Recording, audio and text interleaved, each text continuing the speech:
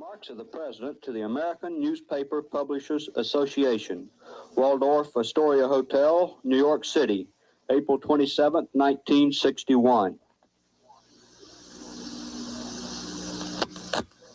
Mr. Chairman, ladies and gentlemen, I appreciate very much your generous invitation to be here tonight.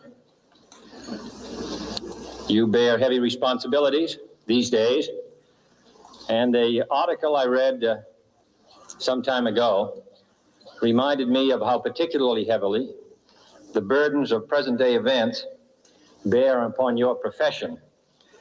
You may remember that in 1851, the New York Herald Tribune, under the sponsorship and publishing of Horace Greeley, employed as its London correspondent an obscure journalist by the name of Karl Marx. We are told that foreign correspondent Marx, stone broke, and with a family ill and undernourished, constantly appealed to Greeley and managing editor Charles Zina for an increase in his munificent salary of $5 per installment, a salary which he and Ingalls ungratefully labeled as the lousiest petty bourgeois cheating. But when all his financial appeals were refused, Marx looked around for other means of livelihood and fame, eventually terminating his relationship with the Tribune and devoting his talents full-time to the cause that would bequeath to the world the seeds of Leninism, Stalinism, revolution, and the Cold War.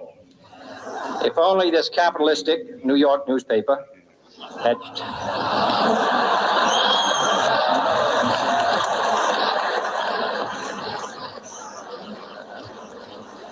treated him more kindly, if only Marx had remained a foreign correspondent, history might have been different. And the topic tonight is a more sober one, of concern to publishers as well as editors. I want to talk about our common responsibilities in the face of a common danger. The events of recent weeks may have helped to illuminate that challenge for some, but the dimensions of its threat have loomed large on the horizon for many years. Whatever our hopes may be for the future, for reducing this threat or living with it, there is no escaping either the gravity or the totality of its challenge to our survival and to our security. A challenge that confronts us in unaccustomed ways in every sphere of human activity. This deadly challenge imposes upon our society two requirements of direct concern, both to the press and to the President. Two requirements that may seem almost contradictory in tone, but which must be reconciled and fulfilled if we are to meet this national peril. I refer first to the need for far greater public information, and second, to the need for far greater official secrecy. The very word secrecy is repugnant in a free and open society, and we are, as a people, inherently and historically opposed to secret societies, to secret oaths, and to secret proceedings.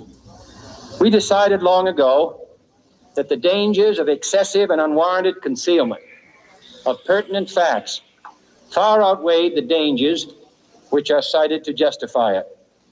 Even today, there is little value in opposing the threat of a closed society by imitating its arbitrary restrictions. Even today, there is little value in ensuring the survival of our nation if our traditions do not survive with it. And there is very grave danger that an announced need for increased security will be seized upon by those anxious to expand its meaning to the very limits of official censorship and concealment. That I do not intend to permit to the extent that it's in my control. And no official of my administration, whether his rank is high or low, civilian or military, should interpret my words here tonight as an excuse to censor the news, to stifle dissent, to cover up our mistakes, or to withhold from the press and the public the facts they deserve to know. But I do ask,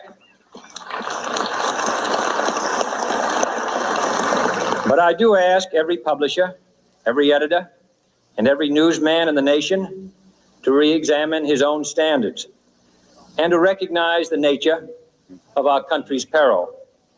In time of war, the government and the press have customarily joined in an effort based largely on self-discipline to prevent unauthorized disclosures to the enemy. In times of clear and present danger, the courts have held that even the privileged rights of the First Amendment must yield to the public's need for national security. Today, no war has been declared, and however fierce the struggle may be, it may never be declared in the traditional fashion. Our way of life is under attack. Those who make themselves our enemy are advancing around the globe.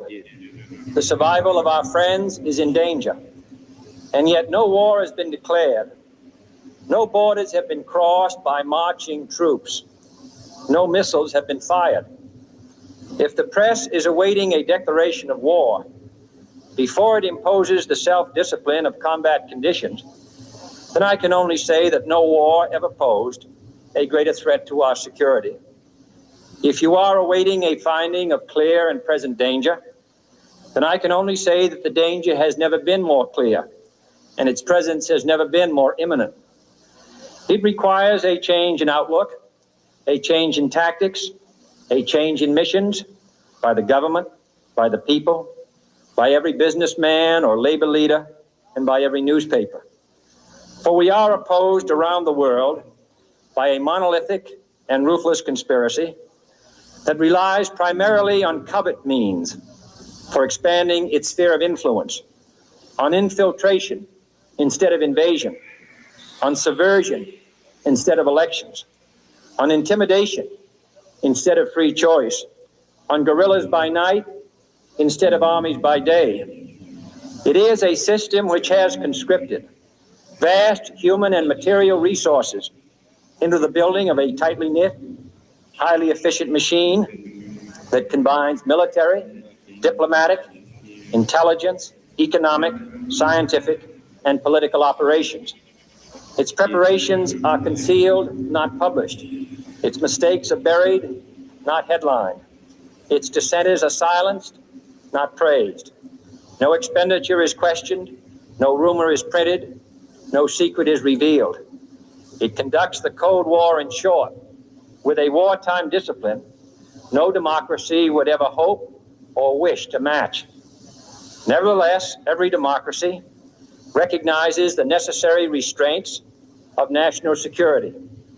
And the question remains whether those restraints need to be more strictly observed if we are to oppose this kind of attack as well as outright invasion. For the facts of the matter are that this nation's foes have openly boasted of acquiring through our newspapers information they would otherwise hire agents to acquire through theft, bribery, or espionage. The details of this nation's covert preparations to counter the enemy's covert operations have been available to every newspaper reader, friend and foe alike. That the size, the strength, the location, and the nature of our forces and weapons, and our plans and strategy for their use have all been pinpointed in the press and other news media to a degree sufficient to satisfy any foreign power, and that in at least one case, the publication of details concerning a secret mechanism whereby satellites were followed required its alteration at the expense of considerable time and money. The newspapers which printed these stories were loyal, patriotic, responsible, and well-meaning. Had we been engaged in open warfare, they undoubtedly would not have published such items. But in the absence of open warfare, they recognized only the tests of journalism and not the tests of national security. And my question tonight is whether additional tests should not now be adopted.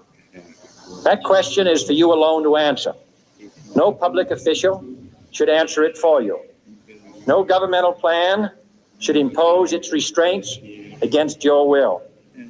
But I would be failing in my duty to the nation in considering all of the responsibilities that we now bear and all of the means at hand to meet those responsibilities if I did not commend this problem to your attention and urge its thoughtful consideration.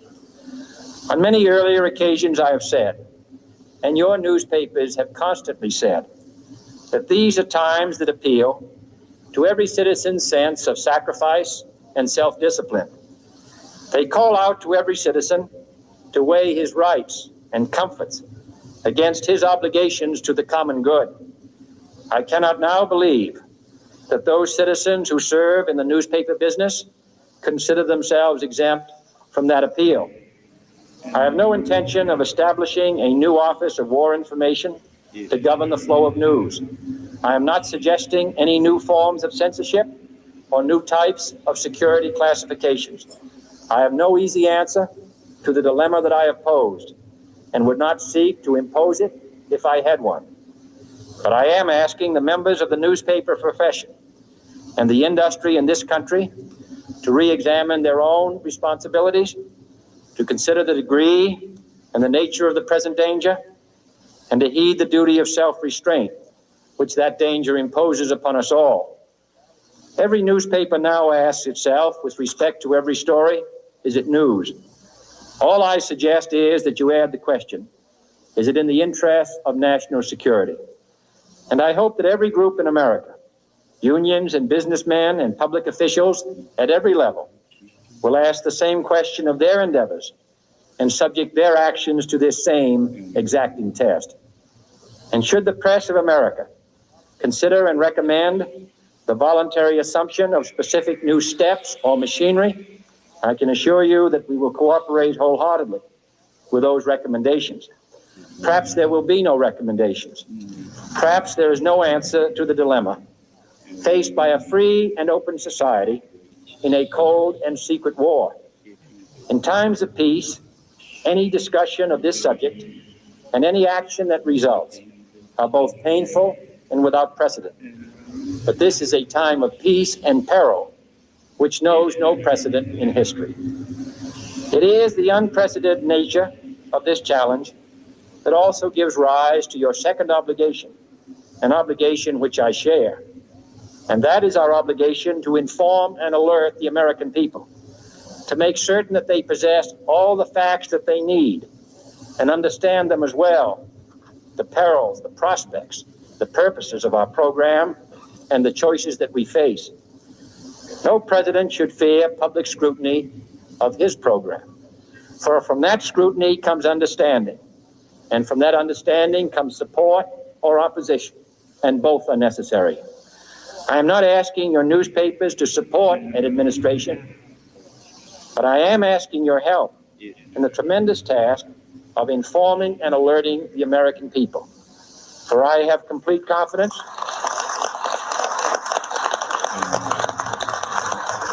in the response and dedication of our citizens whenever they are fully informed. I not only could not stifle controversy among your readers, I welcome it. This administration intends to be candid about its errors. For as a wise man once said, an error doesn't become a mistake until you refuse to correct it. We intend to accept full responsibility for our errors, and we expect you to point them out when we miss them. Without debate, without criticism, no administration and no country can succeed, and no republic can survive. That is why the Athenian lawmaker Solon decreed it a crime for any citizen to shrink from controversy.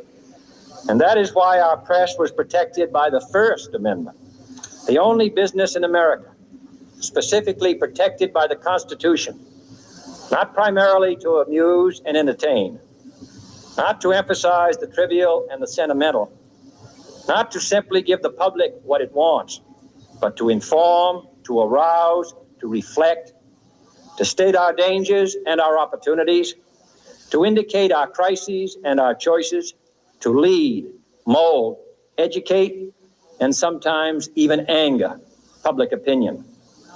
This means greater coverage and analysis of international news, for it is no longer far away and foreign but close at hand and local.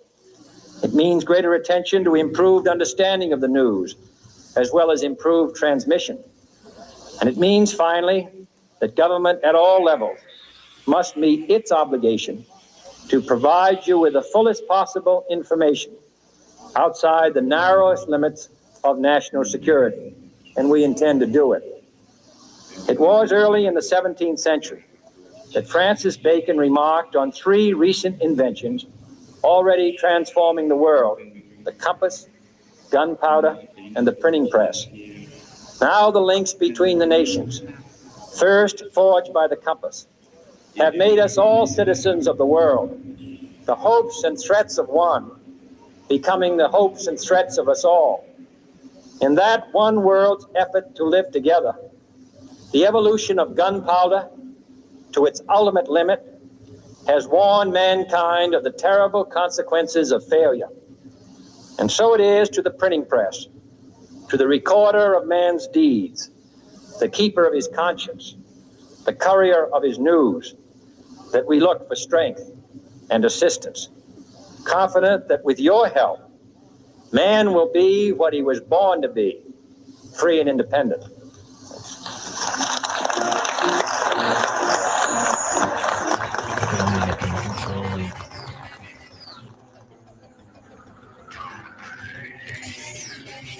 They will indoctrinate you. Don't believe their lies.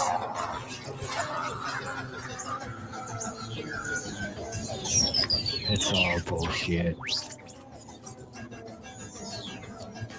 Everything you believe is a lie. Howdy. Is controlled by your brain.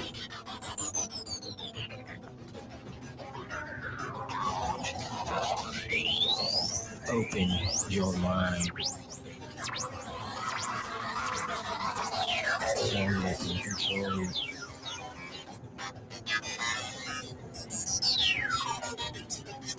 They will indoctrinate you. Don't believe their lies.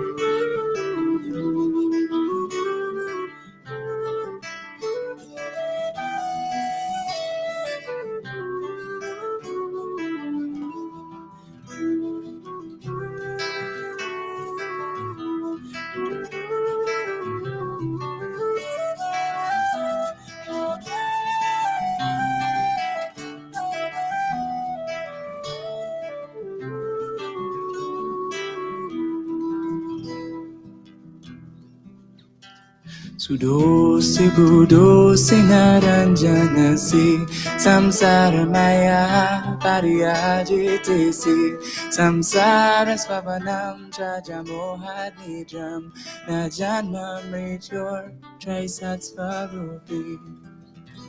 Sudosi budosi naranjanasi samsara maya pariyajitesi samsara swavanam jajamohanidram najanmam mritor traisat swarupi.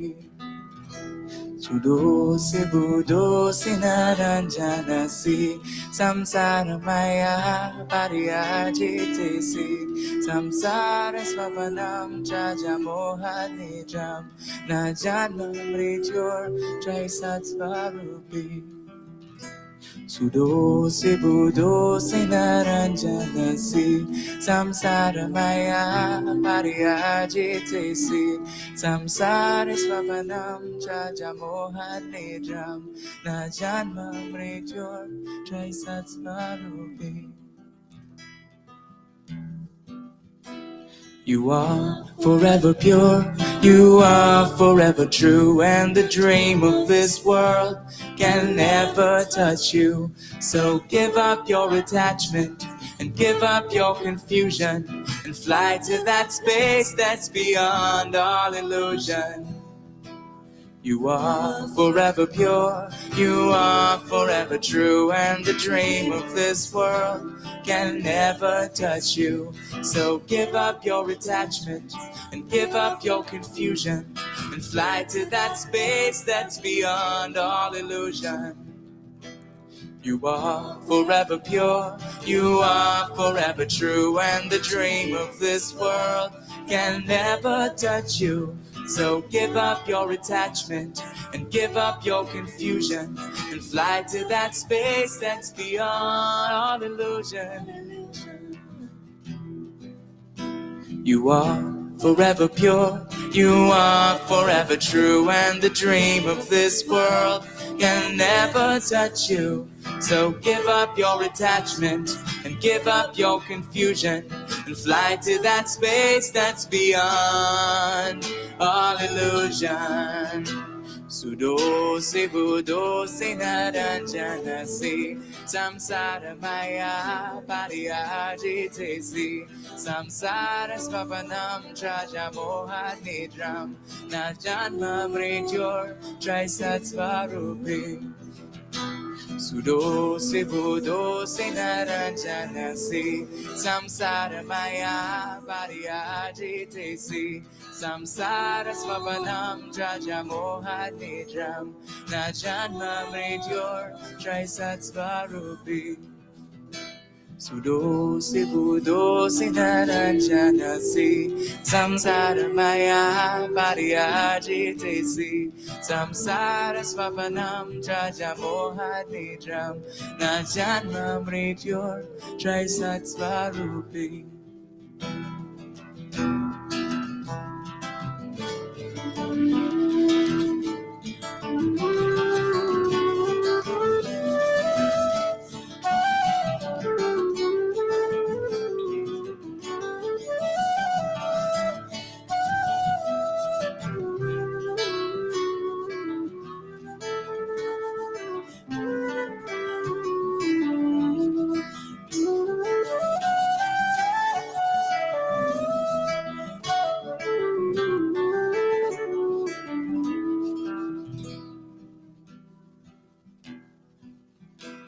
You are forever pure, you are forever true, and the dream of this world can never touch you.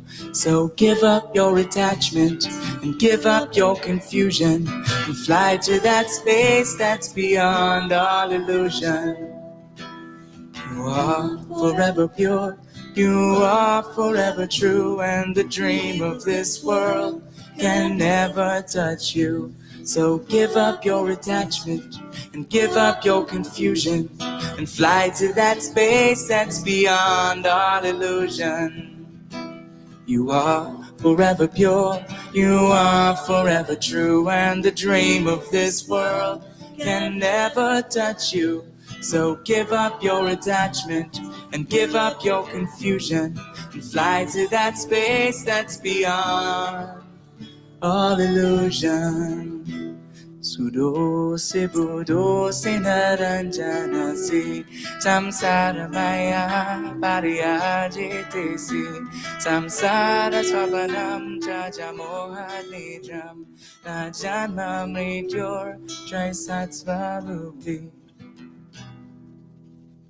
Sudo se budo se naranjana se samsara maya pariya jite se samsara svapanam traja moha nidram na janma mrityur trisatsvarupi. Sudo se budo se naranjana se samsara maya pariya jite se samsara svapanam traja moha nidram na janma mrityur trisatsvarupi.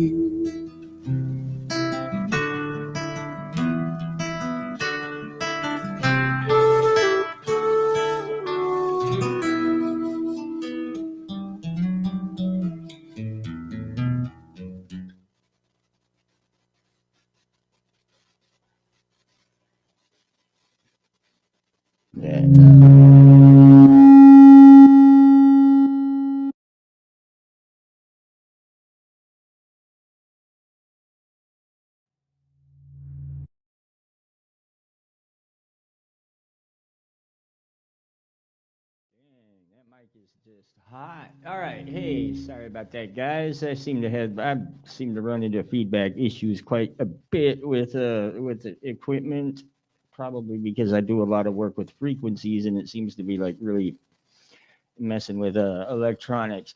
All right, let me do this right here. Hello, everybody. My name is Shay Bernhardt, but I'm here as Infinite Sorrow, artist, musician,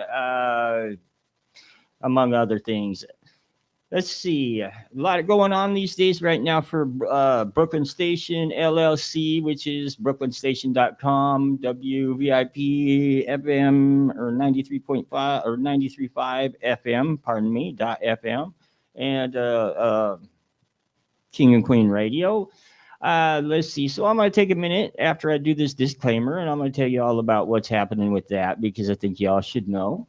Let's see. The disclaimer is that any thoughts, feelings, or opinions expressed on this show have absolutely nothing to do with the thoughts, feelings, and opinions of the station. In other words, these are all purely my thoughts, feelings, and opinions based on my observations and my perceptions and have nothing to do with the station nor its subsidiaries, which is to say, the station has no official opinion on anything. We are just a business. All right, so let's roll with this. Let's see. Now, basically, as far as Brooklyn Station LLC, which is primarily brooklynstation.com and kingandqueenradio.com goes, we are working on using in integrating a new platform which will allow us to expand our services. Now, this expansion will include 15 channels of audio and video available to stream at up to 15 social media or personal websites at a time, which we will be, of course, offering time slots for that for people that want their own show. Now, one of the reasons it'll probably be kind of a little bit of a short show tonight because due to this expansion of services from just audio to an audio video, it's like I gotta tackle a few learning curves so I can meet the increase in production. So I've been kind of busy with that, and I'm really looking forward to that. It's basically expansion of the services is a definite must because King and Queen Radio is pretty popular, and I'd like to see it get bigger. Speaking of, that means we're also going to be having a newsletter come out, which is that's on my schedule of things that I'm going to finish tonight before I go to bed. So we will have a weekly newspaper. This week it'll be going out tomorrow, and the rest of the time we'll be sending it out on Tuesdays. So we'll put a sign up to get on the newsletter, to get on that newsletter list as time goes by. But we will be also posting it on our websites and, of course, on our social media sites. So look for that tomorrow. That's one of several changes that we're going to make. We're going to try to upgrade the marketing campaign to include better packages, and possibly I'm trying to figure out a subscription service. Stay tuned. We have plenty of slots available for if you want your own show, if you're a DJ, you want a couple hours to come in and play music for an audience, if you're a musician, artist, author, comedian, magic, we really don't care. We wholeheartedly support anybody in the creative profession or the creative arts. And we have spaces available, audio and video for anybody. Of course, we got commercials, which we're also going to be expanding to Apple TV and Amazon Fire Stick. We're going to be replacing the current app with a better app here within the next, I'd say, hopefully 7 days. Don't quote me on that. I got a lot of learning curves I'm attacking. But man, of course, we'll also be starting to branch out more into the video sector, OTT, which is your basically your streaming television services and stuff like that, as we find people to do the programming. So that's basically where we're starting to take Brooklyn Station LLC. All right, which that's basically just the blanket corporation that has kingandqueenradio.com, has Africa, all that. For those interested in advertising, towards the end of this, I'll show you all the contact information, and we're also working on flyers that we can distribute at events that will have the pertinent information on it. In other words, basically, King and Queen Radio's gearing up to increase our market share, basically get more listeners and get more people in here and be a more exciting station, because that's basically where we want to go with it. I know on the 1st, which is Saturday, we have the event that Queen Moot was talking about. I got to get the details on that. I'm sorry, I got that on my list of things to do. I will make sure we have something posted on that absolutely tomorrow, because we are going to be there, because, it's something Brooklyn Station wholeheartedly does support education of all youth the world over. It's through our youth that we have hope for our future. And I don't know if anybody's noticed, but everybody's throwing youth onto the front lines of a world psychological war. I mean, the internet was put out basically by the government, and it's a very effective means of controlling our information and telling us what to think. That's one of the reasons why I played you guys that Kennedy speech at the start, because now at first glance that Kennedy speech kind of looks like he's talking about some secret society, and he's not part of it. It was absolutely 100% guarantee he was part of that conspiracy he talks about. Every single one of them that is involved in that speaks of it during their presidential speeches, and they say basically the same thing. I mean, these people are very unimaginative, and they have very little respect for the intelligence of the people of the world. For me, I find it to be insulting, but it's like one of the reasons I do the intro the way I do is because first I introduce you to either truth or bullshit. You have to figure out which is which yourself. It's not very hard. And then, it's like on comes my song, which by that point, it's like I've used frequency in the background to basically lower everybody's mental energy down to about the same level, sonically speaking, as the Mother Earth itself. Of course, I don't use only theta waves. I got some beta waves in there too, to keep everybody, basically engaged, wide awake, and open-minded and receptive to the message, which is believe nothing you hear and only half of what you see, if even that much. And it's a very important message, because you should believe absolutely nothing you hear. Because if you really sit down and watch that speech, what that speech is doing is he's telling the press that, it's like they have to go through the government, the Bilderberg group, in order to know what to say. Now, as far as the assassination goes, he was not assassinated for any other reason other than the fact that the Bilderberg group found him to be very hard to control. They were afraid he was going to start a nuclear war before they wanted it to start, which they will start one, I guarantee it. Be ready. And they killed him. Simple as that. And then, it's like, as a matter of fact, it's like if you start really digging into the information, it's pretty obvious why they killed him. But, it's like I get my information from somebody that's almost been killed investigating the Bilderberg group. And, there's only one president I know of in the past 150 years that hasn't been playing their game. And that was Nixon. And, it's like the strategies they used to discredit Nixon and take him out of office because he wasn't playing their game was all illusion and BS. It was all a game. Just like what you're watching going on right now for the election. There is no Republican. There's no Democrat. Not at that level. If you're going for president, they own you. Period. There's nobody going for president that doesn't work for them or play their game. There never has been. So it doesn't matter who you vote for. It's just a game.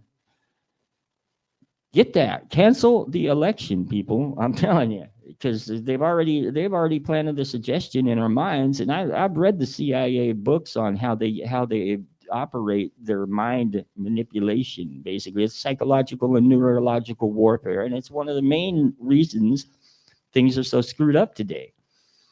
It's like you sit and watch that speech a couple times knowing what I know, and it's like I know a lot.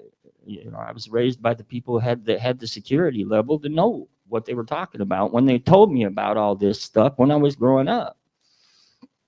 I've reached the point. I mean, there was a point when it's like I wanted to just kill them all, but it's like there's no way through life with that kind of anger. So I had to let it go. I had to let it go because it's like they're here and they're gonna do what they're gonna do. There's nothing we can really do about that. The only thing we can do anything about in this world is ourselves. And once you start like really breaking reality down, it turns out that reality is the reality each of us live in is our own individual reality, and it's really just a reflection of our consciousness. It's basically like they break it down and present it as like a what's the word? Oh, hologram, right? So basically, what it is you get we ourselves are comprised of two sources. We got the primary, we got the clear primary cause. That's the divine light shining right directly through us, and we have the disturbed or the frequency spectrum of our consciousness, which is the material world. The material world, as we've covered before, is made up entirely of sound frequency. Zen masters will tell you that the reality is motion, and that's what it is. Now, let's talk for a second about secret societies. Since Kennedy was kind enough to bring that up and talk about the secret society that he was a member of, that they're not very loyal though, since they killed him, right? Now, see, secret societies throughout history became a necessity because of the establishment of the Catholic Church.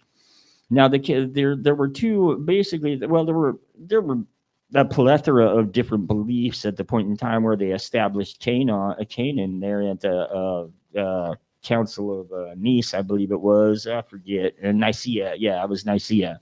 But what it boils down to is that a large section was based on your Gnostic belief, which Gnostic is basically an understanding, and their belief operated on the concept that each person has to look within themselves and develop a personal relationship with the divinity in order to gain understanding.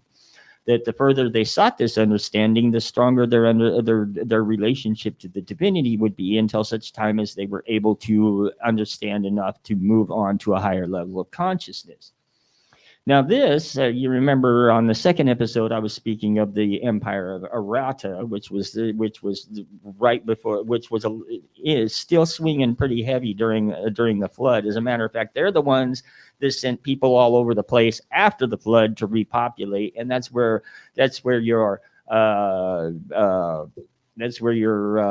Sumerian, your Assyrian, your Egyptian. That's where all our cultures stem from. And before the flood, they didn't have any concept of war or violence or hate, greed, jealousy. So, it's like already you got to look at our official history a little suspect, because supposedly the flood was for the wickedness of mankind. Yet before the flood, all the way up till the flood, and even after, mankind knew how to leave our body. Every single one of us knew how to leave our body and go to Eden, which is what they called it when you left your body and went to the next level of consciousness, and we could hang out with God. As near as I can tell, tracing through history, that ended sometime around it has something to do with Babel, which now the official story of Babel kind of gives me chills, just as you read it in the Old Testament, because the wording is basically, look what they have achieved. Once they achieve this, what else might they achieve? Why, they might challenge the very gods themselves. Let's go destroy their works and confuse their tongues. And I'm sorry, but it's like I was talking to somebody today or yesterday, and I said straight up, whoever, that's a dick move, period. I'm sorry for those that buy into that as being a justified move. It was a dick move. People had just got done with the flood, man. I mean, they were building something to try to basically avoid getting drowned again, as far as I can tell. But then again, if you look at the Sumerian writings, which I highly recommend Sitchin if anybody wants to look into what Sumeria was writing about, because he has a pretty good understanding of how the Sumerians thought and how to interpret their writing. And they were they wrote a lot, and they were very no nonsense about what they wrote. So it's like everything that they wrote that we don't agree with, we call mythology. And yet, I mean, we even recently discovered a type of trigonometry, or trigonometry, I believe. Basically, yeah, I think it's trig. Yeah, it was a trig, because trig was the pain in the neck. I hated learning trig. Oh God, that sucked. But it turns out that as a matter of fact, Babylonia had a form of trigonometry that was way easier and far more accurate. And this is interesting, because when I started really exploring into history, I found about the time there was this point in time, and I really got to look up the dates. I'm terrible with dates. I'm terrible with remembering where I read stuff, because I read like 20 books at a time, and it's just hard for me to keep track of all that.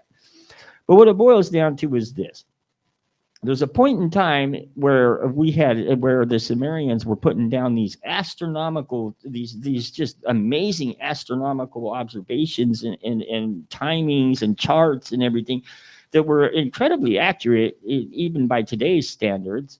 And it's like they didn't really have any way to know all this, which so basically everybody just kind of ignores that fact. But even more disturbing is the fact that there was a point where it's like they started to no longer remember what it was they were talking about in the first place. And what I mean is basically that they forgot they forgot what they were doing all this for. There's another precedent for that, because in the inhabitants of Easter Island back in the day, this was a long time ago, back in like probably the 20s or 30s, I believe, the report I was reading. But it's basically, they had this tribe of the survivors of this culture, and they sit there and write these petroglyphs on these plaques they make, and it's like they don't remember what they're writing anymore. So they kept the faith by, I mean, they can still write what they were trying to remember, but they don't remember what it says. So that's, knowing the way things go these days, AI will probably figure it out, and it'll be the secret to the universe. And next thing you know, they'll be God. You never know. I mean, seriously, it's like there's a point in time where the Sumerians knew that much, and then all of a sudden, it's like we went from knowing precisely the schedule by which all the planets turned, that the Earth was round, that it was X planet from the sun, yada yada. We knew all this stuff. We knew as much as we know today, if not more. And then all of a sudden it went from that to, over a period of time, next thing you know, people are thinking the world's flat, and that the sun revolves around the earth. And it's like we lost something around 3500 BC, give or take, where it's like our knowledge just all of a sudden we regressed dramatically in knowledge. We lost the knowledge of the solfeggio. We lost the knowledge of semantics. We forgot how to, there's a lot we lost in that period, and there's no really real rational explanation for it, except for the fact that it's like once you read the book I read in the first episode, Silent Weapons for Quiet Wars, that tells you their tactics, and you can trace the tactics this secret group of people have used all the way back to Babel. And it's like, and that's because they're not very imaginative. And once something works, they just keep on using it. Look at the Clintons. Everybody that has anything to do with the Clintons commits suicide. Imagine that. One on suicide watch in jail. And I'm sorry, but if you've ever been in suicide watch in jail, which I have, it's like you're not killing yourself. You don't have anything to kill yourself with. You can ram your head into the wall like for hours and still not die.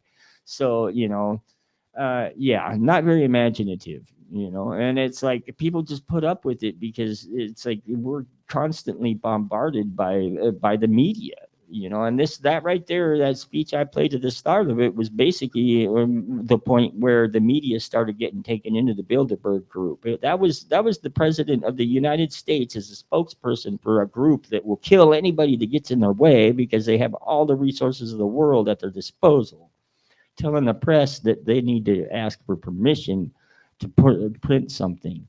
That was the beginning of our censorship. Now, some people will say Kennedy was a good president, and yet, you know, it's like there's substantial but insubstantial evidence that, and in fact, he was such a warmonger that the group that put him up as president had to assassinate him to keep him from nuking the world. So again, believe nothing you hear and only half of what you see, because Kennedy was no good at all. You know, the fact is really again, like I say, the only president I know for 150 years that really was a president was Nixon, and look what happened to him. You know, what he was even accused of was hardly anything compared to what these other sons of bitches had done. You know, but there are, again, you know, I showed the economist. I forget his name right now, but I showed him because, you know, it's like it was obvious when you watched him that he cared deeply, that what he was seeing disturbed him, you know. And that's what you want in your leadership. You want them to care. You ever see a president give a speech that really indicate that has any, you know, actual empathy and emotion in it? You don't, because they're not what you think they are. Um, Now, see, I'm faced with an issue. The purpose of this show was basically to try to untangle the knots a little bit that the constant 24/7 bombardment to propaganda is doing to the world at large, you know, especially developed countries, America, China, Europe, Russia, Ukraine, Germany, you know, all these developed nations are having a serious problem with this propaganda because, you know, as that one I played where he says that, you know, it's like basically that there's a wave of a massive wave of disinformation coming from essentially the governments. Um, Now, one thing to keep in mind is the fact that it's not that you are what you eat. That's too limited. You are what you take in, which means if you subject yourself to all this media, all this negativity, all this fear, all this division, that's what you become. And you know, it's like I honestly, it amazes me because it's like I did a release and recharge meditation a couple weeks ago, and since I've done that, that basically removed all those fears and blockages. So I've been kind of debating on where I want to go with this show because, you know, it's like untangling this big old knot that I see that I see and that I know about, that I've been researching for decades, you know, is problematic because, you know, it's like people cling to misery that's familiar rather than face, you know, the possibility of freedom that's unfamiliar, and that's again part of the conditioning. And that's also part of why I have the intros. You know, you know, it's like I plant the suggestion, and not really a suggestion so much as just produce a sonic frequency that it creates a more open mind. And I suggest that one, you know, do their own research, that they don't believe what they're told because it's a lie. And then I follow it up with Sadosi Badosi because that's basically where I've managed to get in my mentality, and I hope to see you all there. You know, and this is where it ties into secret societies, because basically the concept of the church based on, you know, looking inside yourself to find the divinity and developing your own personal relationship to the divinity, that basically it broke the church's power to control people's beliefs and to control to basically control their reality. And I mean, these guys have had plans. I can, like, again, I can trace them back pretty far, but let's just go from like Rome, where they established Canaan and took control of basically the government, destroyed the library, or stole it. Actually, it's probably under the Vatican, and started eliminating anybody with dissenting beliefs. Okay, so you figure we got 2,000 years of active book burning, suppression, genocide, torture, and death to quiet any belief that said you could actually develop a personal relationship with the divinity. Instead, the belief that survived due to the extreme level of violence it was willing to apply towards having its way created a situation where people are thinking they have to have an intermediary between them and the divinity. And the problem with that is you can't. There's no intermediary. Each of our relationship with the divinity is a personal thing, and as long as we seek outside of ourselves for some type of relationship with the divinity, we're never going to find it. Now, you've heard me say this before. I can't say it enough. Hell it was originally defined as an absence of God, and this is hell because people are turning away from the divinity, or they are placing something between them and the divinity. And you can't. You have your relationship with the divine is your relationship with this whole reality around us is yours. And it's like it's like, God, I don't know. Sitting where I'm sitting, it's like, I mean, I'm a happy person. It's like I've gotten past most of my fears. I still got a few. I'm only human, but it's like I'm purifying my diet, and I practice meditation. I don't pray because prayer is ridiculous. I commune. And by commune, what I mean is that basically I've learned to connect to that divine power, to use it to draw energy from, and there's a two-way communication there. And I'm nothing special. All of us are capable of doing that. It's basic, but the knowledge to allow us to do that has been actively suppressed for well over 2,000 years now. And this is why secret societies exist. So you can't say all secret societies are bad, because most of them they developed, and they have these different levels that you had, and they're secret because they had to be in order to preserve this knowledge. And so it was the only way you could preserve knowledge is to basically limit access to it.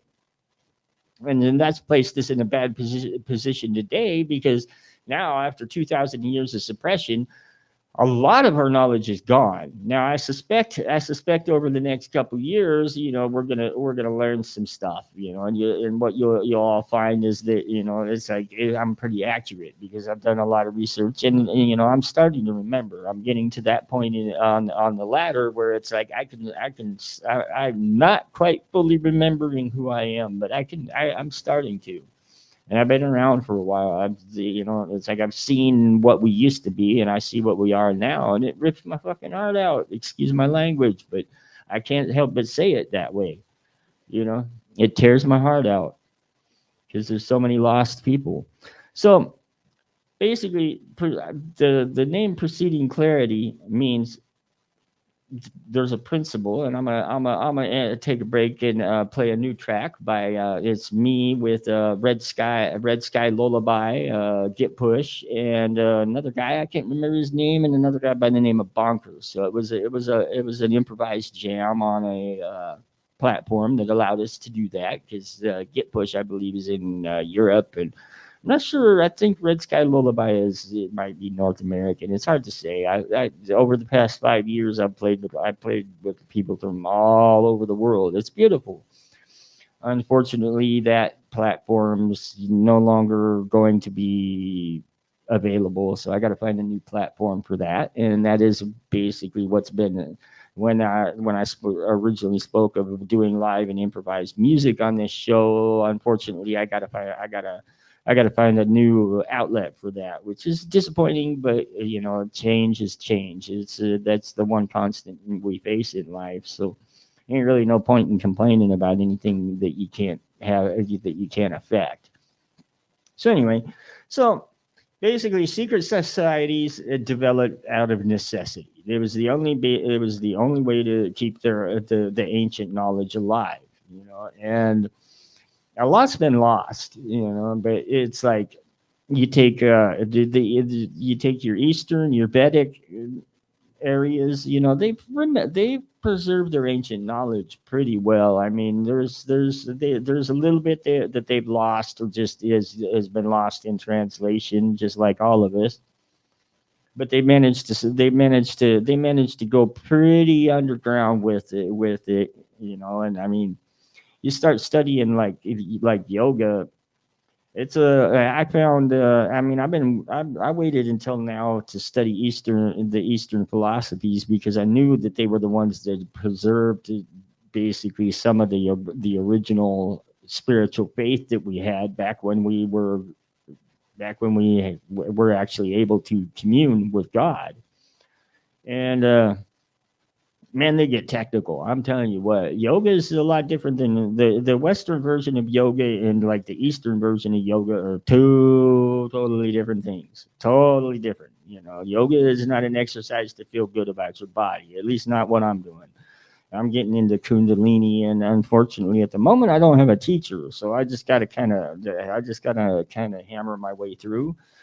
As a matter of fact, I'm quitting smoking. See, here's the patch, because you know it's like I'm working on purifying my body, so it's I can have a more direct connection. Because you know this election, I'm telling you right now, stay home for it, because they've said it. They've hammered you notice the press constantly hammers that this election is going to be problems, and that's basically part of their way of manipulating our thinking, because fear is their primary weapon, and fear is a very powerful tool to use. You know, it's like in the speech that Kennedy was given there, you know, he was basically completely hammering on people's fear of the evil empire of communism, you know. And it's like, I mean, they all hang out together, you know. It's like nobody cares in at that level. They do not care about communism. They're all buddies. They're all playing together. Now there are factions in it, you know. So that, I mean, there is some real conflict. And again, you know, I highly recommend looking into doing your research into what the Sumerians have to say, because they did, even though by the time by the official demarcation line of 5,000 years ago, they had forgot they forgot were already in the process of forgetting what they knew. They still faithfully wrote that down. So, you know, it's like their knowledge survived a little bit longer than their capacity to understand the knowledge and remember why they preserved that knowledge. And we run into that a lot in history. You know, you remember me saying that the scribes wrote in stone for a reason. They wanted that to be unchangeable. And there was a reason why there was a reason why they wanted it to be, and they needed it to be unchangeable. And it's because you know, basically, again, it all goes back to Babel. Somewhere at Babel there was an issue. Now, the Sumerian version of Babel is a little different than the Genesis version of Babel, because in the Sumerian version, it was, I believe, if I remember correctly, it was Enki that got upset because we were basically trying to build a rocket ship to fly up, or we were trying to use the stargates. It depends, you know, the power grid that the pyramids basically fed, which there's a few people in the scientific world that have already figured out that the pyramids are basically a giant generator. But due to the fact that, you know, supposedly they were built, you know, what 22 to 4,000 years ago, something like that. I don't know. They were. It's bullshit. They're well over 10,000 years old, and we know that. It's a proven fact. You know that the scientific community and the archaeological community refuses to acknowledge it is ridiculous, because it's like they've already proven that the only thing they had to tie it to the Egyptians was some red paint, painting the painted Kefe's name, and that was already proven by an eyewitness that was there came public and said that was a fraud. So there's absolutely nothing that ties the pyramids at Giza to the Egyptians whatsoever, nor else and they're connected. I mean, you got the Osiris, and then you got the quarry, and then we'll go into the megaliths eventually. But because I think those hold a lot more significance at this point in time, and with the current conflicts in the world right now than people think. As a matter of fact, if you start looking up the major megaliths that are like extremely old, then and obviously made by the same culture, and we'll go into that in a later episode. But if you start looking at them, it's funny because almost all of them are either in contested regions or they have a military base built on them right now. So perhaps the bullshit that we're hearing from the politicians about these conflicts isn't necessarily the truth. Lo and behold, perhaps what it is a grab for the remainders of the power grid for whatever reason. I say that because our original the culture that basically repopulated the earth after the flooding is based in the Ukraine and Russia. As a matter of fact, in the Ukraine, they had some miners digging a mine. Actually, it might have been Russia too, because it was Ukraine, but it was back during the communist bloc era. But they dug up. These miners came across this. Basically, the only words the eyewitnesses could use to describe it was a sarcophagus. Except when they cracked the lid of the sarcophagus, it was a very beautiful blonde woman in this like pinkish type of gel type of stuff, and she was perfectly preserved. Now, as soon as they called it, basically the KGB showed up, they drained the gel out so they could transport the coffin, and the instant they pulled the gel out, the body deteriorated. It basically, that gel had somehow suspended time for it. Now, it wasn't too long after that the KGB pretty much put the kibosh on it, and they went and dug around there, and the eyewitnesses say they pulled out at least 2 more of those coffins, although they didn't open them, so they're not sure if they don't know if there was anybody else in them or not. And it leaked that it turned out that the closest they could really date those coffins was about 1.2 million years. And this is a fact. It's like I've watched eyewitnesses speaking of, some of the people that touched the coffin ended up dying. And actually, there's a lot of that when we have run-ins from people from alien planets, and it's because one of the alien species that comes down here, whatever it is they breathe, is poisonous to us. That's why there's a lot of people that end up sick after they have a close encounter for that reason, because it's like they're exposed to some type of gas that this creature breathes that's poisonous to us. So I'll take a break for a minute, but yeah, secret societies, it's like the group of people that have been trying misinforming us and developed a feudal system and started the whole idea of genocide and went with the whole basically everything that's been going on for the past 250, 300, 400, 2,000 years. Or longer has been, the disinformation and fear is their primary weapon. So, it's like the first part of defeating them is to start learning the truth. So, in the near future, once we get some, that's another thing I'm gonna be working on, because with the new platform we're going to be integrating, we're going to be able to put old episodes of Sister Debong Show. And any other shows that we have, we're going to have old episodes, the reruns available, so you can go on the website and rewatch them free of censorship. That's the other thing that BrooklynStation.com and KingandQueenRadio.com is going to be working towards, is getting people to go on our sites watch stuff so that we don't get censored, because we have all the necessary licensing, but it doesn't seem to work with Facebook. And it's like there's a better Facebook's part of them anyway. It's just better to come to our website, because we definitely are not part of it. We just want to see everybody find their own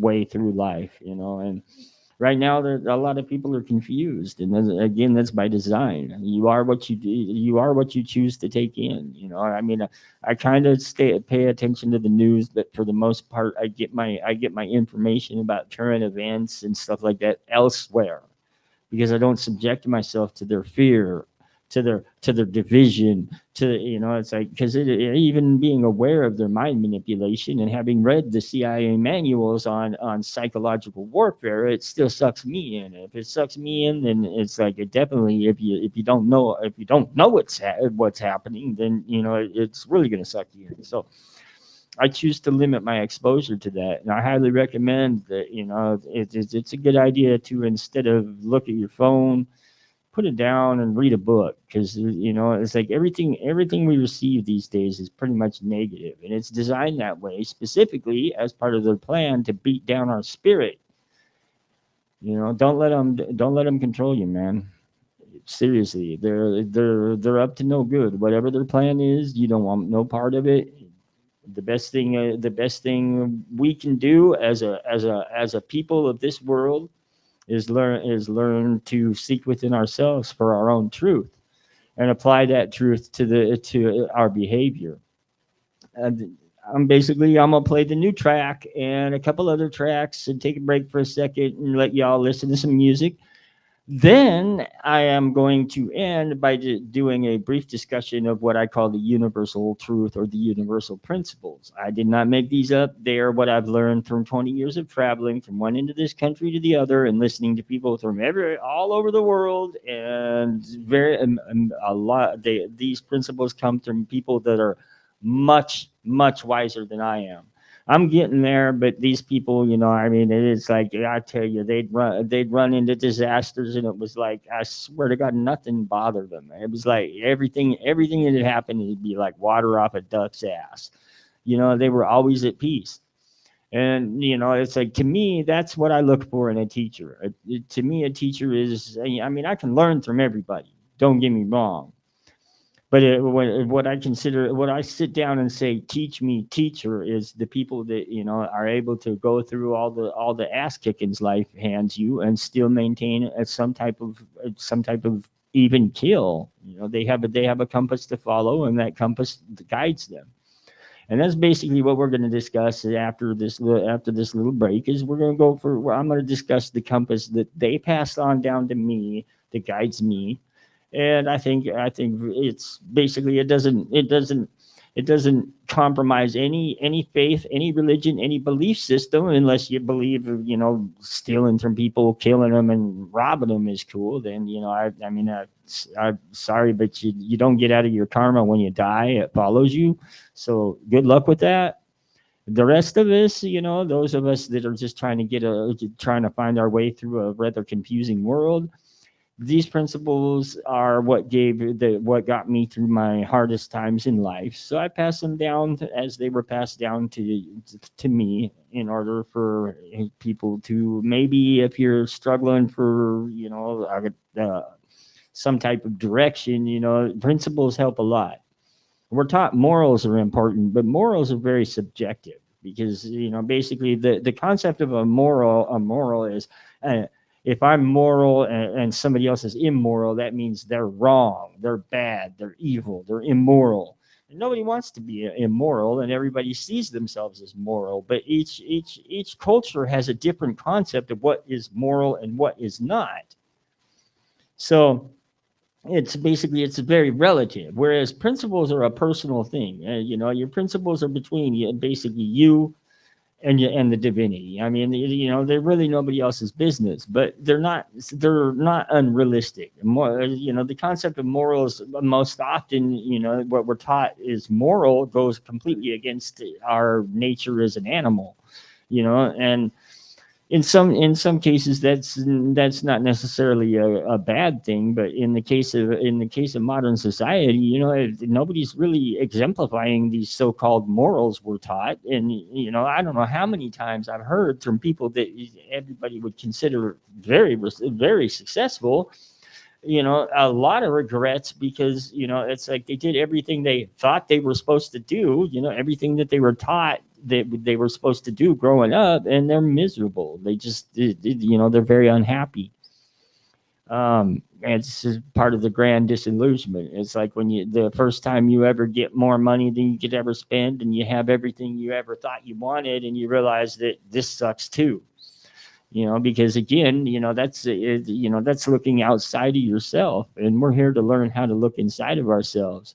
We don't have to be here. As a matter of fact, when you get into like the ancient teachings of Kundalini yoga, they reach a point where it's like they don't die. They're done. They just step out of their body. We probably call it cardiac arrest or something, but they're not. They don't have horrible deaths.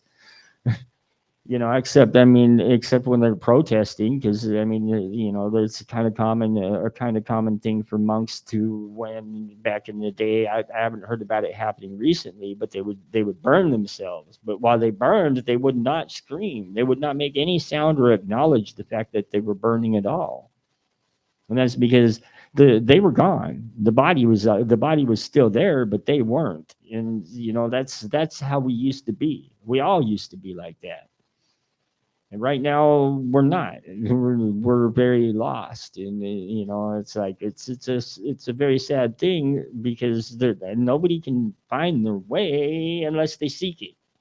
As long as basically a person is focused. I'll speak for myself. As long as I focused outside myself trying to find happiness, I was unhappy. Now it's like I ain't really got nothing. It's like, but I'm happy. So again, it all boils down to, only believe nothing that you hear and only half of what you see. Because it's like that's how bad the deception is right now with the 24/7 connectivity. The internet is basically a weapon of war.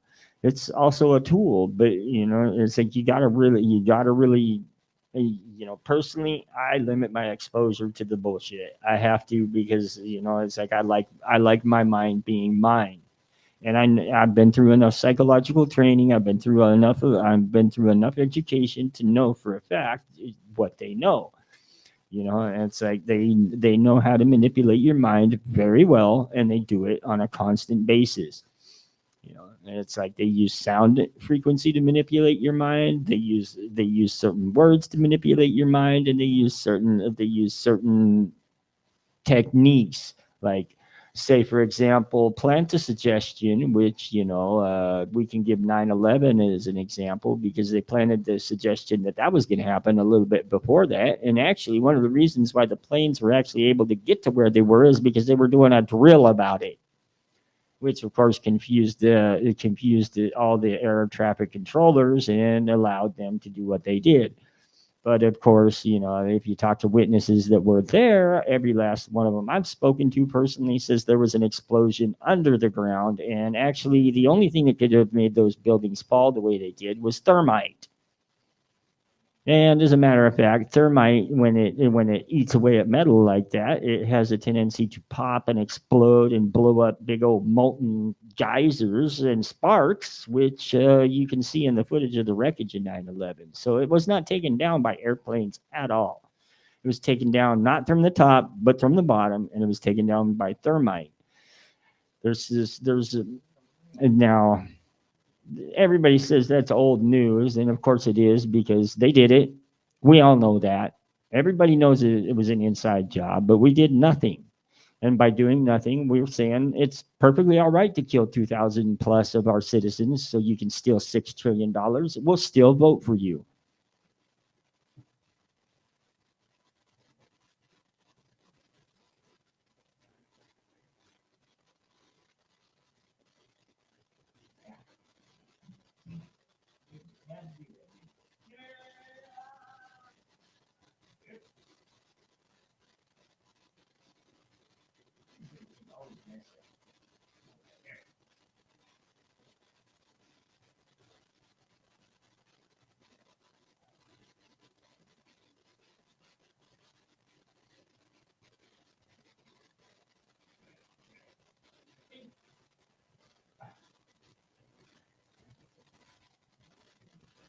Let's see.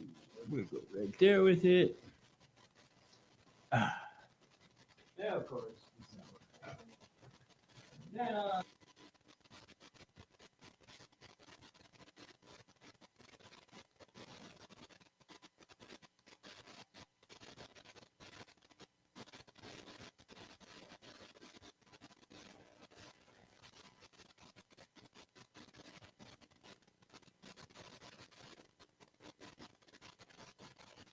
on this second here, I gotta figure out why this ain't working as usual.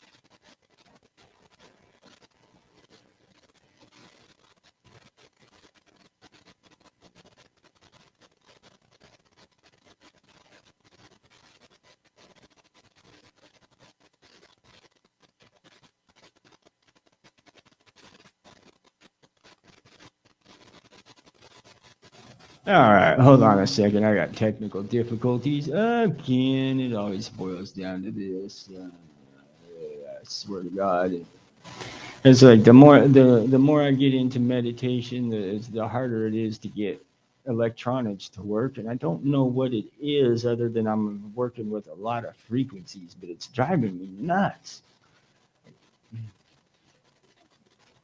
All right. Yes.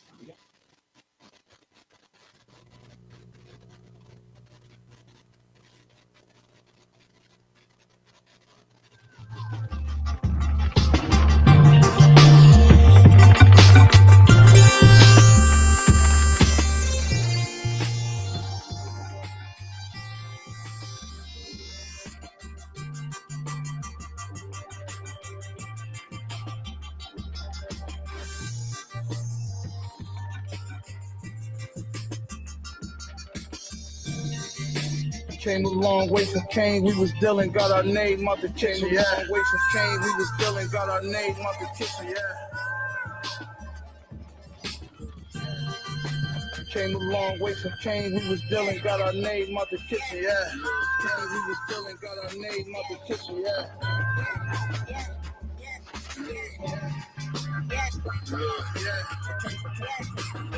Came a long way from Kane, we was dealing, got our name out the kitchen. Yeah.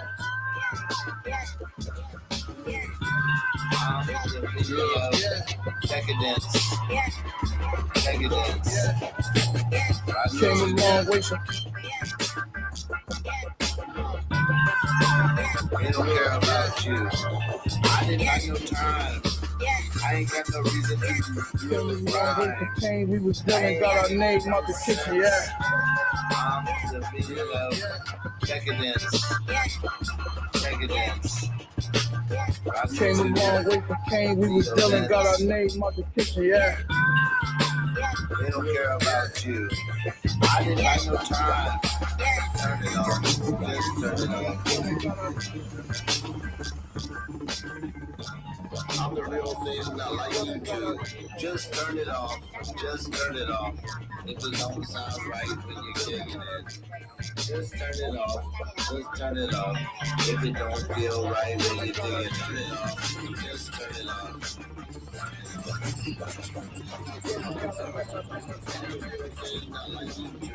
Just turn it off. Just turn it off. If it don't sound right when you're digging it. Borrow jewels, keep playing, I still got army tools, all these goons, and guns stashed in the kitchen, in the laundry room. Why would I acknowledge you? Why? You got a team full of ninja fools with cheap guns and borrowed jewels. Keep playing, I still got army tools, all these goons, and guns stashed in the tools. Armed guns and guns and guns and guns. You got a team full of ninja fools with cheap guns and borrowed jewels. Keep playing, I still got army tools, all these goons, and guns stashed in the kitchen, in the laundry room. Why would I acknowledge you?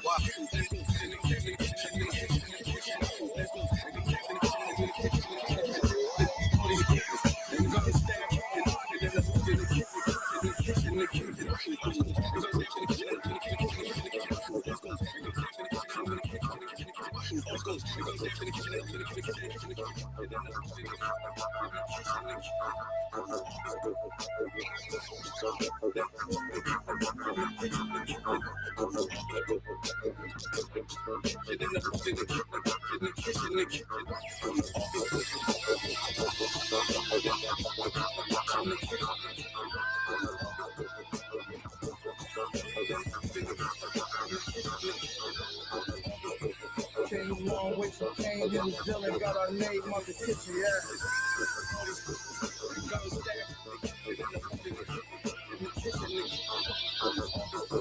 Came a long way from Kane, him Dylan got our name on the kitchen, yeah.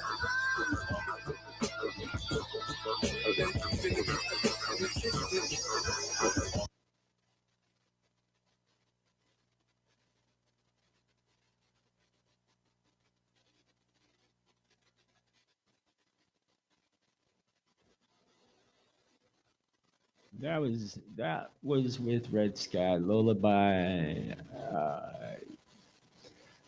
Get Push, Bonkers, and gosh, I can't remember the other guy, but it'll be released pretty quick. I got to work on the video a little bit more. I really needed a little more time to finish it because I went on a wild goose chase the other day looking for a piece of equipment to make it easier to do mix downs. But that's besides the point. I set myself the schedule, so I played it. Good deal. It'll be unofficial release on Infinite Sorrows YouTube here pretty quick, as well as for the stations. I plan on releasing a few more songs. Unfortunately, the server where I have most of my music is shutting down, and I got no time to download something like what is it? I have something probably about 1,500 songs with several hundred stems for each one. So you're talking tens of thousands of files I'd have to download by the end of the month. So, but there's more where that came from, and that's the nice thing about creative power. So, let's see. I do have some more work I got to do for the station tonight to keep it broadcasting. So I'm gonna end it with a little bit of the principles and call it good for tonight. And next week we'll do the standard 2 hours. Sometimes I go a little over, but it's kind of a important message anyway. Now myself as a musician, I'm going towards. Right now I use Motion Tech and I use the Morph and I use the Eigenharp, but I'm going to get into using EEG and brain waves as well as the Motion Tech, and I'm thinking I might go purely to just the Motion Tech and the EEG brain waves to control music. It's hard to say because that's Motion Tech by itself is kind of really notoriously difficult to work with as far as playing musical notes goes, and I'm sure the EEG, the transformation of brainwaves to MIDI messages and to make music with it's probably probably takes a little bit of discipline of the mind, I'd say. Anyway, all right. So principles. Now, the four I'm going to discuss today. Well, actually, I'm going to discuss a total of 8. And that's basically the 4 principles I learned from Don Miguel Ruiz's book, The 4 Agreements, which I find them to be personally, they work better for me than the 10 Commandments because they make a lot more sense.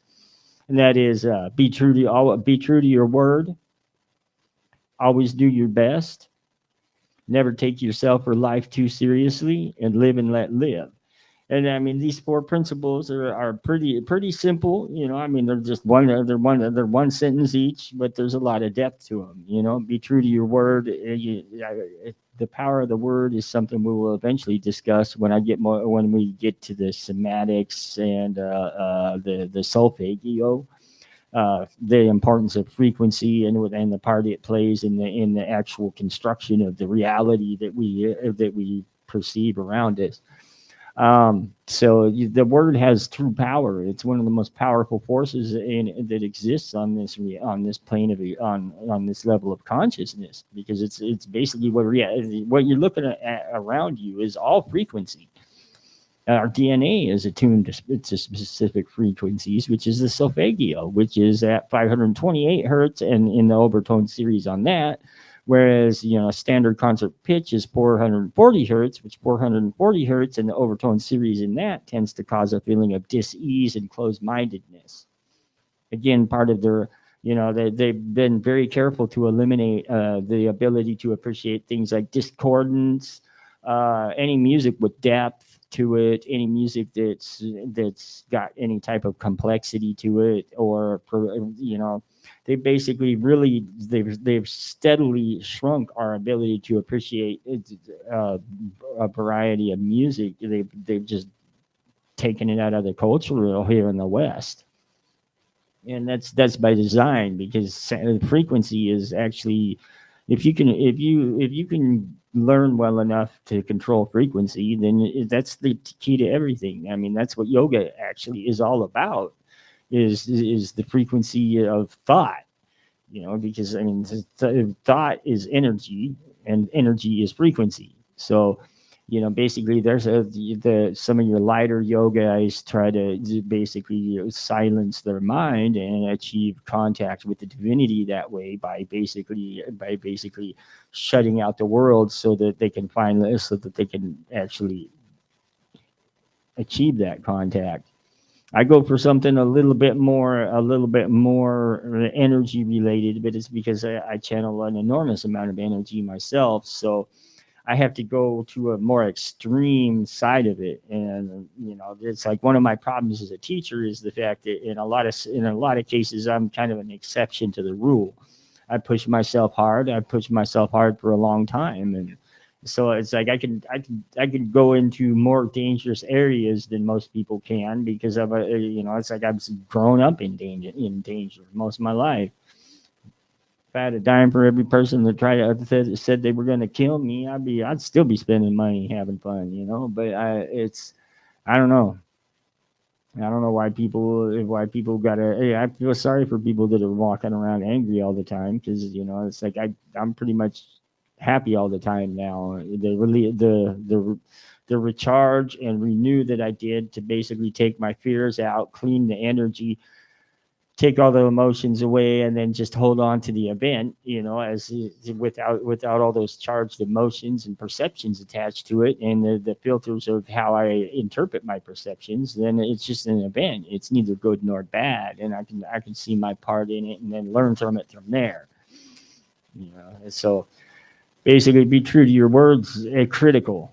I mean, it is so long as you adhere to that, you'd be all right. But then you got, always do your best. Now, the reason why this is stuff that I learned from other teachers. In this case, it was Don Miguel Ruiz in his book, The Four Agreements. The always do your best basically means that no matter how anything turns out, that you put the best you were capable of at the time.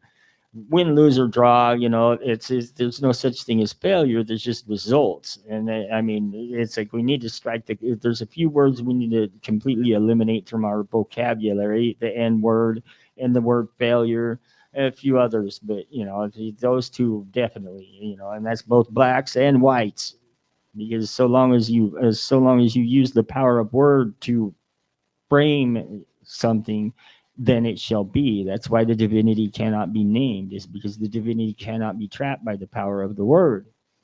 And if we could name the divinity, then we would be able to pull him here with the power of the word. That's how powerful it is. So whether it's you using the word against yourself or somebody using the word against you as a weapon, it's very powerful. Sticks and stones may break my bones is BS. I'll take the sticks and stones anytime over the power of the word, because the power of the word just about like to kill me when I was working my way through that. So, careful what you say and careful what you absorb. And that brings us to the next principle. Never take yourself or life too seriously. This is a hard one for the people schooled in Western schools of thought to really grasp. And one of the reasons is one of the things when I was growing up that I could never understand is why people always got so upset when somebody died, if that person was going to heaven, or if that person was going to a better place. Well, then what are you upset about? Because if you're upset because you'll never see him again, that's kind of selfish. You should be happy that they're moving on in the journey.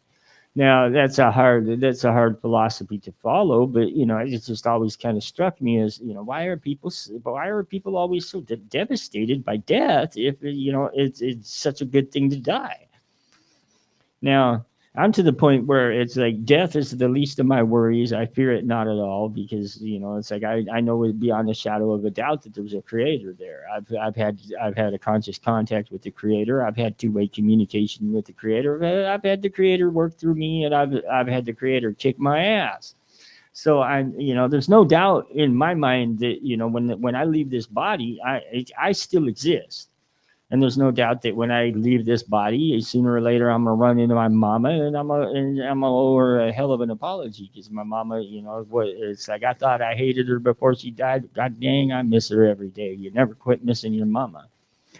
But it's like, and that's part of where I've got my inner peace, and I'm starting to get my energy and drive back because it's like things that I had allowed, things that I had learned to really dominate me with fear.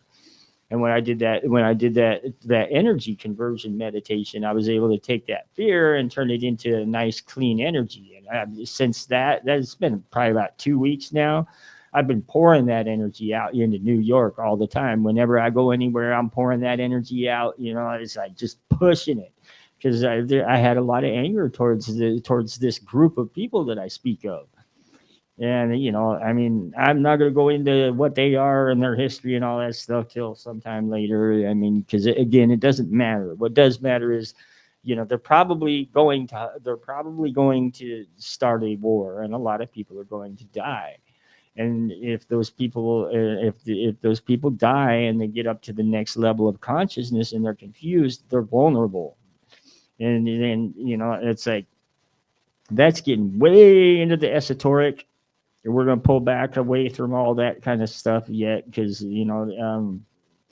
there's parts of the world where they still believe in things like the esoteric, your higher sciences and stuff like that. But over here in the western side of the world, we've pretty much been trained not to. We've been taught to kind of ignore the facts as history has shown them, and accept what we're taught in school, which is all mythology. I mean, it's like it's so ridiculous how much of what we're taught is untrue, but you never know it until you start digging. So again, it's like do your own research on everything. One thing I will say is the Internet Archive.org, free site. I swear by it. They have a lot of stuff that's Creative Commons. You can do your research there all day long and find out for yourself that, basically disinformation is being weaponized, fear is being weaponized, faith is being weaponized. It's like anything in our belief system has been weaponized in order to create a condition where we're unable to basically connect with the divinity and get the hell out of here. And it's not about money, it's not about fame, it's not about power, it's not about none of that. Whatever it's about, it's about specifically keeping us here. That's what everything they've been doing is geared towards, is making it so we cannot leave. So my mission is to make it so you can leave, because when I die, I'm going to see my mama and apologize to her for being such a dick to her, and I'm psyched for that. Only way out is through, so I don't get it. You don't get to check out early. You got to go all the way through to the finish line. But it's like I know where the finish line is now, and most people these days are they're running the race in the wrong direction. So it's like the more you go through in life, the more you're getting your ass kicked. If you're not developing that personal relationship with the divinity, then you have to come back. And I'm sorry to say that, but it's you come back till you get it, and it's however many times it takes. So, I mean, if you want to keep on coming back to this planet, keep on believing what the media tells you. If you want to get out of this reality and leave them to their bullshit machinations and all the crap that they're pulling, and move on and go hang out with the people that you do love, that you miss dearly, then it's a good idea to start looking within yourself, see yourself for who you are, accept yourself for who you are, hold yourself to some standards, And these are the standards that will help you most, because I know this for a fact through personal experience.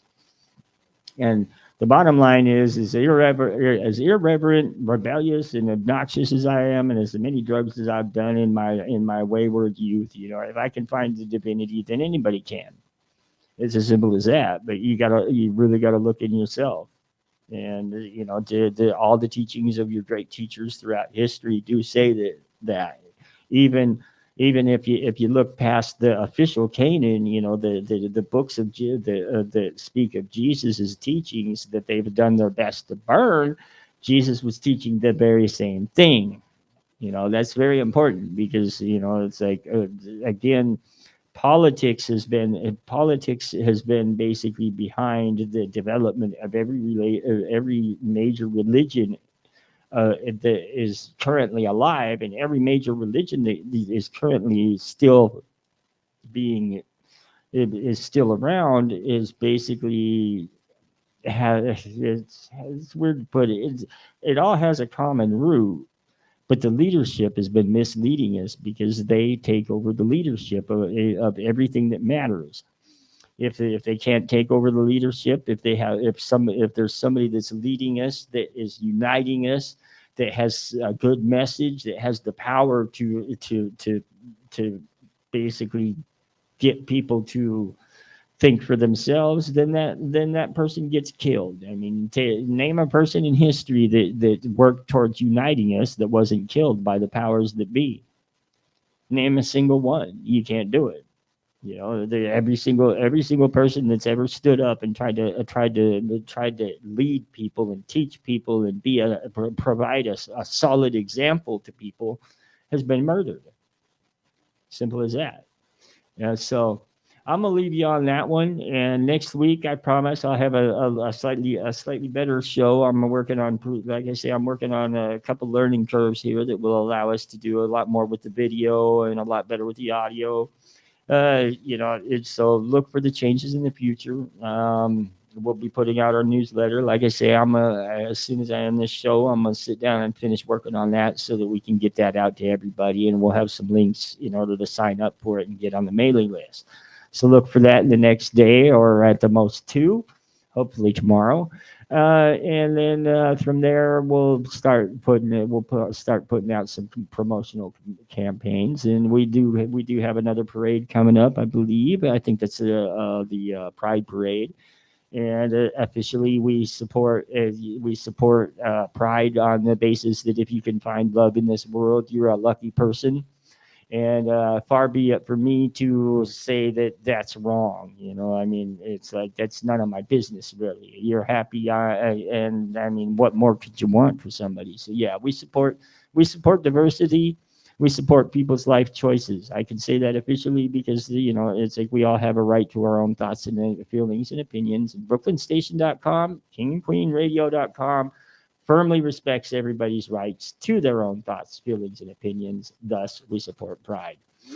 With that being said, again, you are listening to BrooklynStation.com, and yeah, I highly recommend listening to this. We do multicultural and house on this, and we do I believe it's the Afro Cuban and the more lighthearted stuff on the King and Queen Radio. So I highly recommend catching both of them.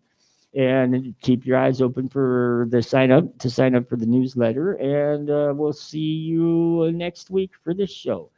Thank you for listening, all. I hope everybody has a good rest of the week. I'll be busy, but hey, that keeps you from getting bored.